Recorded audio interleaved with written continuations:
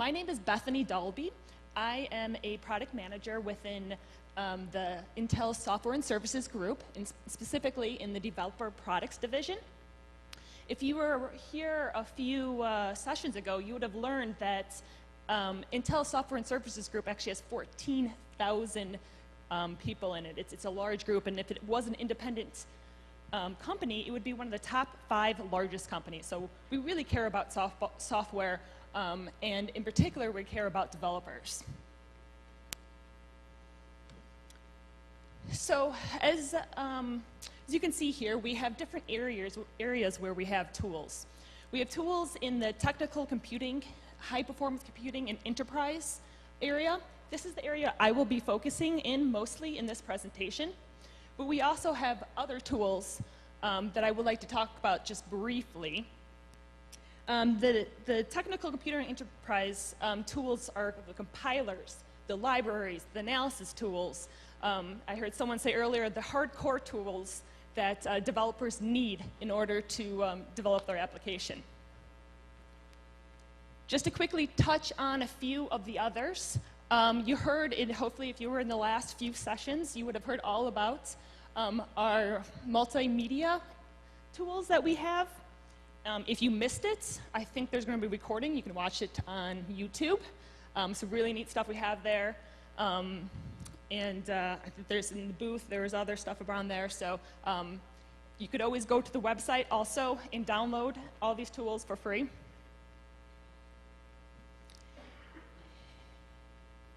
Intel is really committed to HTML5. We want to do everything we can to get developers to really realize what HTML5 is about. Write once and run everywhere. In order to do this, we've started by putting together a portal. This portal has tools to learn, create, and publish the true cross-platform HTML5 apps that are available. You can see the URL there. It's software.intel.com/HTML5. Are there any HTML5 developers out there? Awesome. Great. That's about 6 or so. Great. Yeah, check out the portal. We have samples. We have a little playground. We're continuing to add more and more things. So check it out, and it's really to help jumpstart your HTML5 apps. We also have a bunch of tools that we have in an embedded suite. And these are for developers that develop in, for example, IVI, some type of embedded application. We have a lot of like low-level debugging tools, like a JTAG debugger. If you are interested in embedded, I encourage you to go again to the website to learn more. We're continuing to grow and add more and more tools in this space, so there will be a lot of good stuff to come this year. Do we have any embedded people, developers? Wow, we do. Great. So yeah, check it out, learn more. As I said, I'm going to focus more on the technical computing side and the applications where performance is really needed.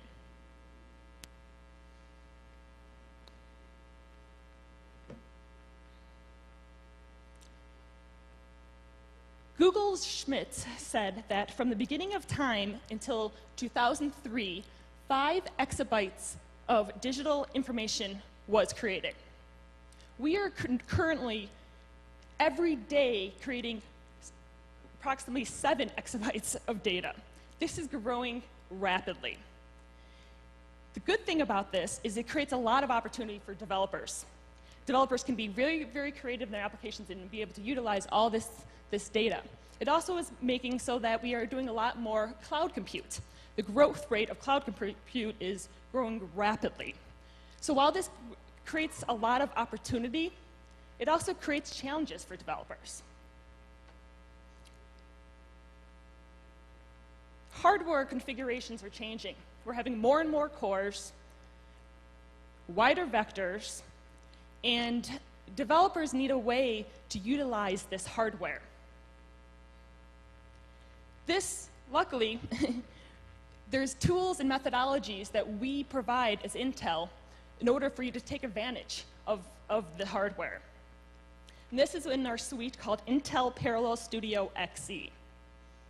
Intel Parallel Studio XE is for Windows and Linux. It actually, for Windows developers that use Visual Studio, it's actually just a plugin. You can just plug it right in, and it allows you to access all the tools that are contained within the suite. For Linux, if you use Eclipse, you can integrate into that. We don't want to disturb the environment that you're already working on. We just wanted to give you the ability to add extra performance to your application. As I said, we have industry-leading performance compilers. We have C, C++, Fortran compilers. I don't know, do we have any Fortran developers out there? No. Surprisingly, there's actually a lot of Fortran developers still. I was a little shocked when I first learned that, but we have one of the best Fortran compilers out there. We also have libraries, performance libraries, parallel program models. I'll get a little bit more into some of those. And then we have analysis tools. Now, Intel Parallel Studio XE is for shared memory applications. But if you do your applications within the kind of distributive or hybrid environment, we have Cluster Studio XE. It contains all the tools that are in Parallel Studio XE, but in addition, it includes the MPI tools. Now, Parallel Studio XE is around $2,000 so, but you can evaluate the software for free. We have evaluations. Also, you can buy some of the products separately. Maybe you only care about a few of the products. There's a lot of different configurations up there that you can look at. So when you're optimizing an application, there's different approaches you can take. First, you can look at your existing code and analyze it with some of our analysis tools.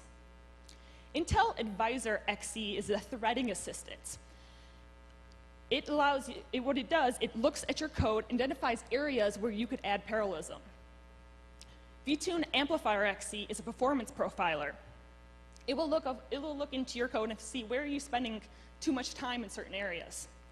Inspector XE is a dynamic analysis tool that basically will see whether you have any memory errors or threading errors. It can help in that area to make sure that your application becomes more reliable. So these are all analysis tools. I'll get in a little bit more detail in a few of them, but these are you can look at your existing code. Another option you could do to optimize your application is use our libraries and compilers.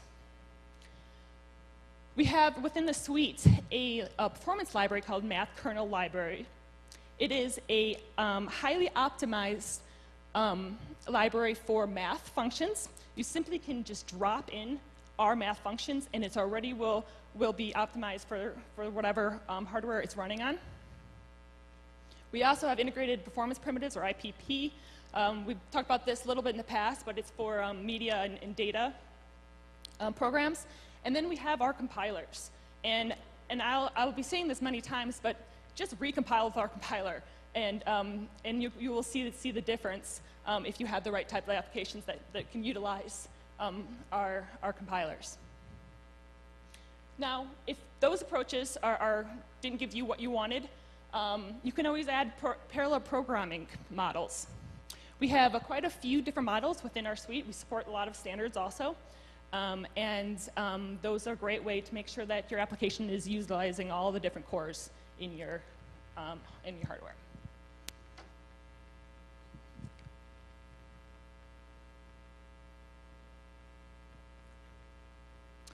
All right, so I'm going to drill in a little bit on a few of the tools. Intel Advisor XE, as I said before, it's a threading assistant. You know, if we could take a bunch of our Intel developers and put them in a box and tell you how can you get more performance through parallelization on your code, we would.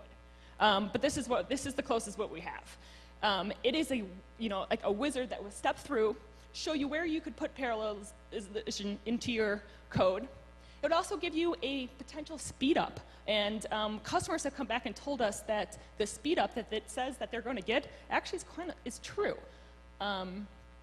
It doesn't actually implement it for you, which would be nice, but at least tells you the areas that you can do this. And this is in your normal code. It doesn't disrupt anything. So with really less effort, less risk, you can really make more impact on your application. vTune Amplifier XC is actually one of my personal favorites. Yeah, I just said I have a favorite performance profiler. But the reason I like this tool so much is that basically you run your application and you look at it and you can find where are you spending the most time. You can drill into the call stack and find out this line of code is taking the most time, and this is exactly how much time and where in the timeline it's happening, and you really can find out all the details that's going on in your application. Or maybe you have a lock that you're not using efficiently. This tool will help you find them. And this is for C, C++, C#, Fortran, F#, Java. So we have quite a few different languages that vTune supports. It's actually one of our popular tools too, and really is, I believe, the best performance profiler out in the market right now. All right, so as I said before, just recompile. Try it. Let's say you use vTune. You find an area that is causing a lot of time. Take just that piece of code, recompile with our compiler, and see what happens. Our compilers play nice with other compilers also.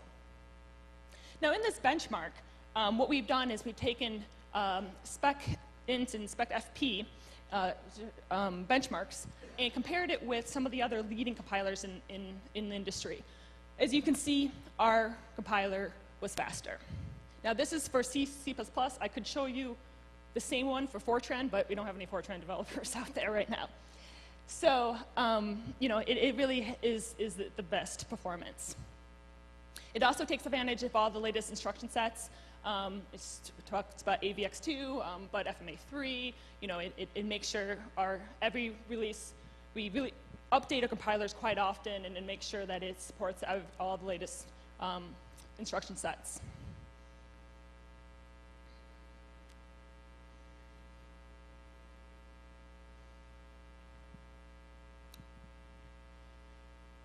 Intel has a lot of tools that are based on standards.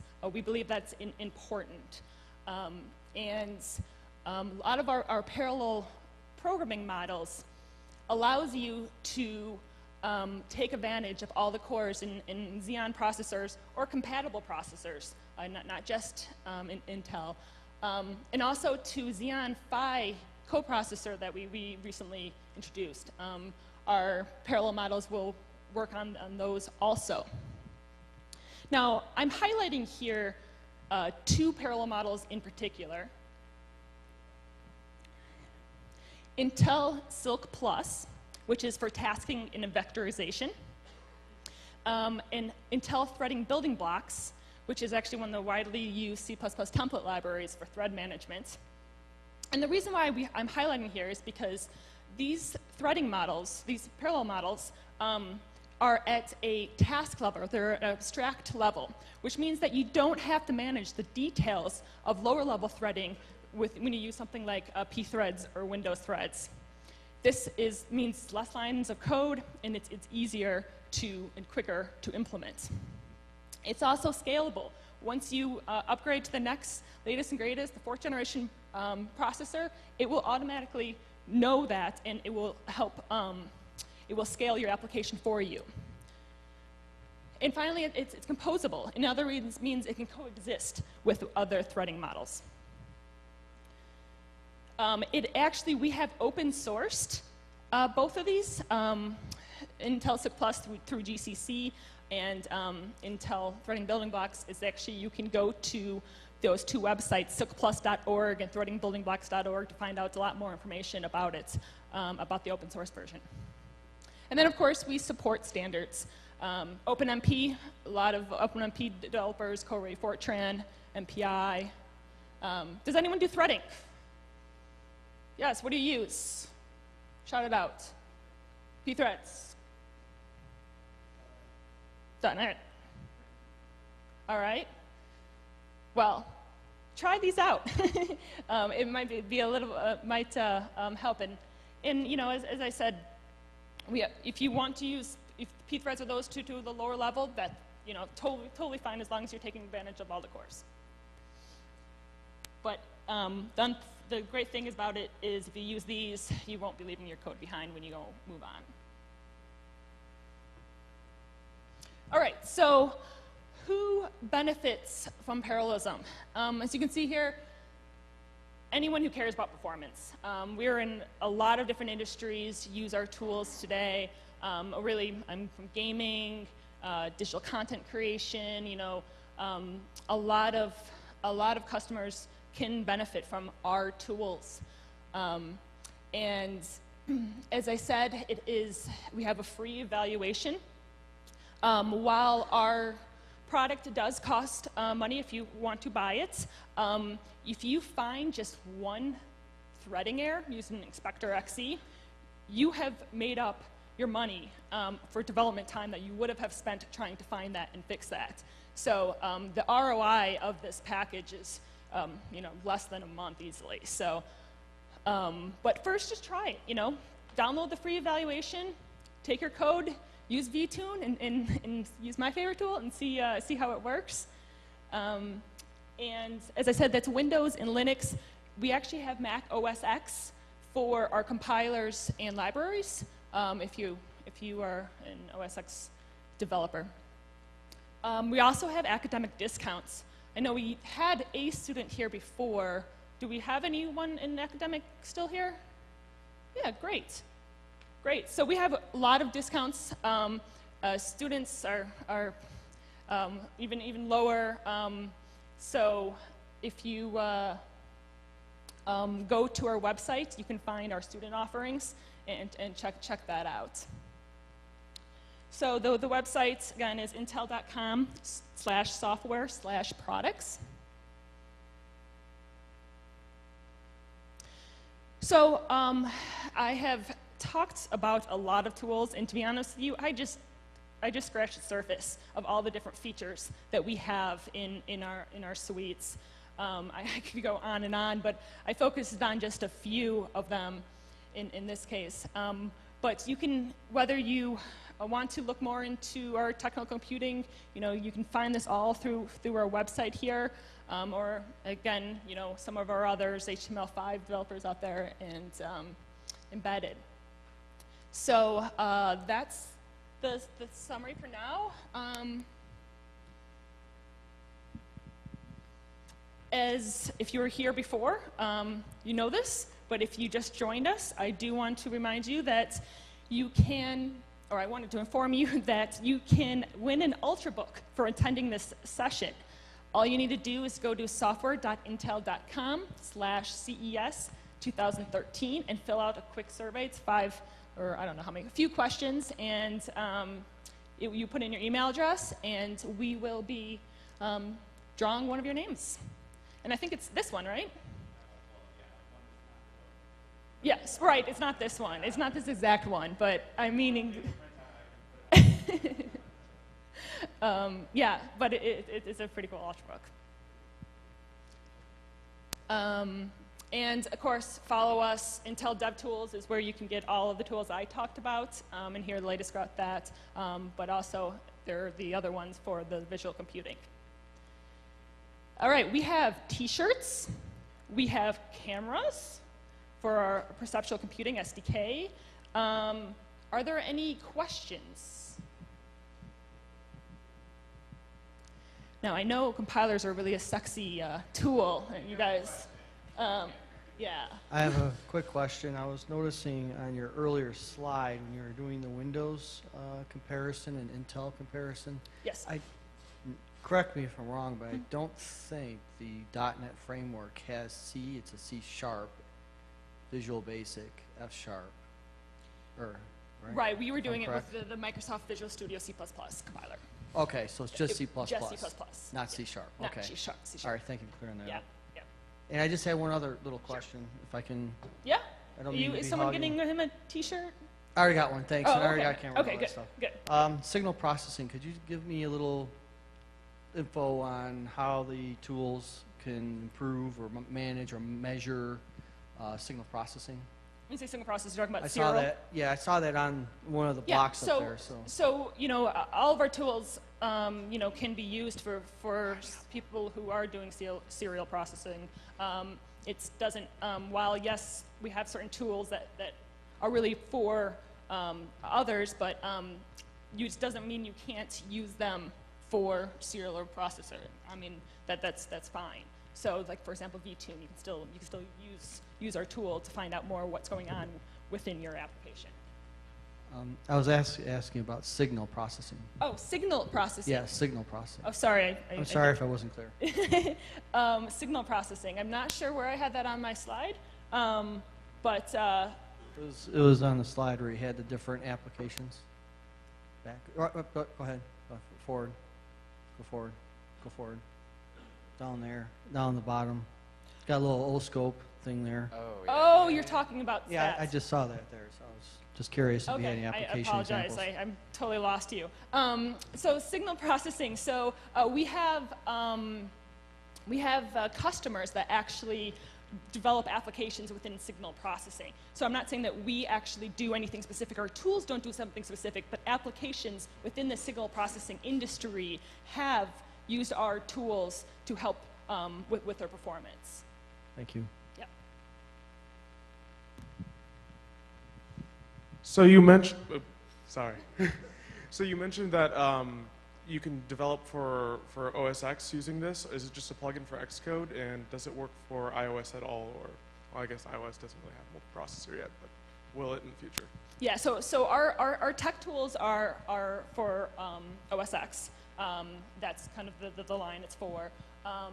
And when I say our tools can work for Mac OS X, I was referring to the compilers and the performance libraries, and some of our parallel models, not necessarily all of our tools. But yes, you can, if you go to our website, we have a lot more information about exactly what works within the OS X. To help clarify if that's something of interest to you, I would suggest just go on the website. You could read a lot more than I have time to tell you. Thank you.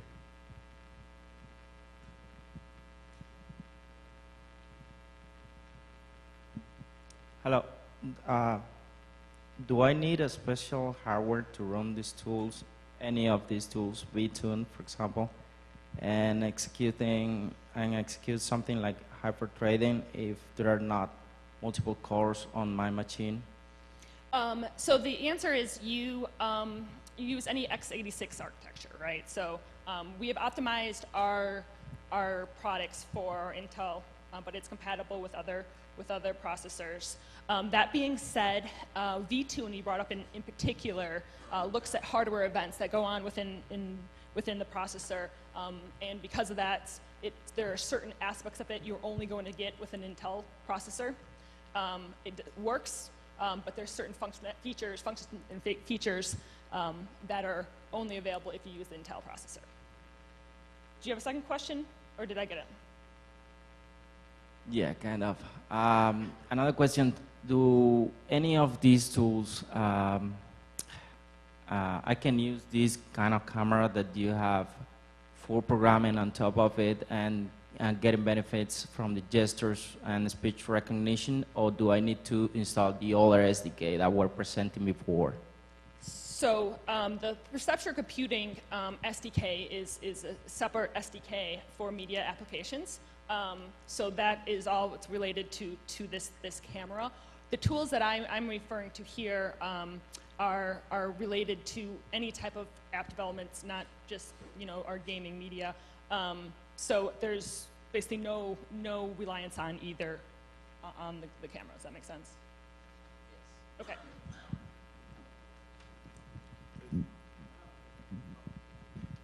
I know somebody was before me.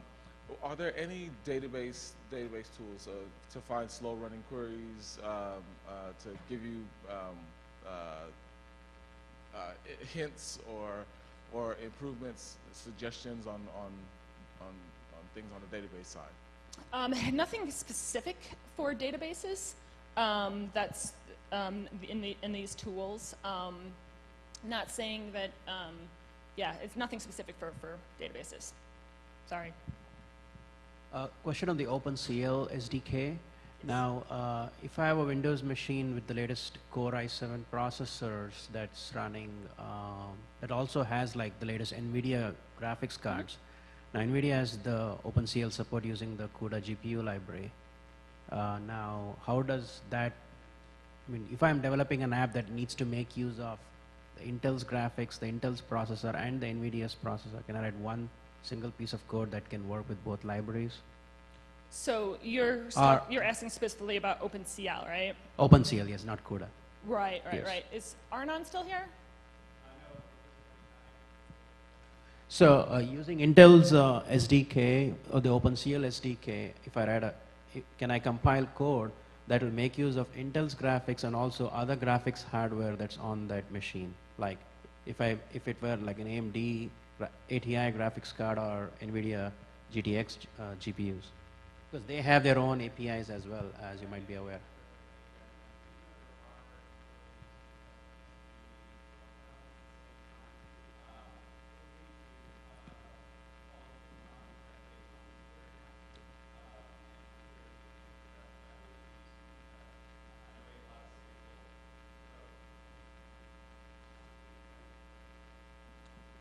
Sure, thank you. And I do want to say OpenCL also will play nice with some of the other parallel program models that we have. We've made sure that they are composable, which is a great thing if because a lot of the parallel program models are really taking advantage of the CPU. But if you then want to do additional to the GPU and get acceleration through the GPU, you can use OpenCL and not have to change the other parallel models if you use our models. Yeah, CPU I agree, but with the GPU the challenge was the code wouldn't even recognize that card is present. Like the AMD's library would not recognize NVIDIA's cards and vice versa. So I was wondering if I ran an OpenCL program using Intel's SDK, will it only see the HD series of the embedded graphics of Intel versus? I see. Yeah, follow up with Arnon. Sorry.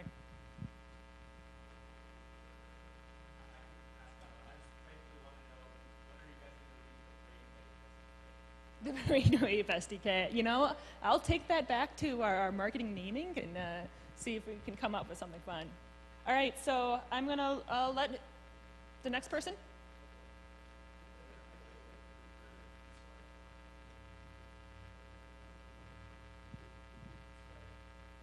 Hello? Yes.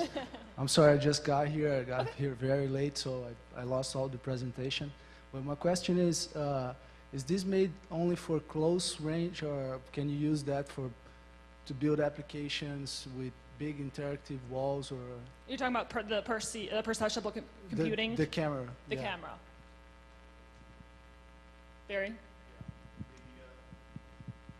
The camera is focused on close range interactivity. The depth camera in particular range is 6 inches to about 3 feet. If you happen to use, of course, some of the algorithms that make use of the RGB camera, you could potentially reach out a bit further. But we're really focused on close range interactivity right now. Is there any plans to develop or to provide any other cameras in the future for? Yes, yes. There'll be new cameras, new manufacturers, new technologies. Thank you. Hey, so just for the folks coming up next, the Intel crew has to leave and be nice to the folks after us. We are available on Twitter. Appreciate all your time. We do have plenty of shirts left. If you want a t-shirt, don't hesitate to reach out with us afterwards for questions. We're going to be hanging out at the booth, hanging outside here. But thank you guys, and thanks Bethany. It was an awesome job.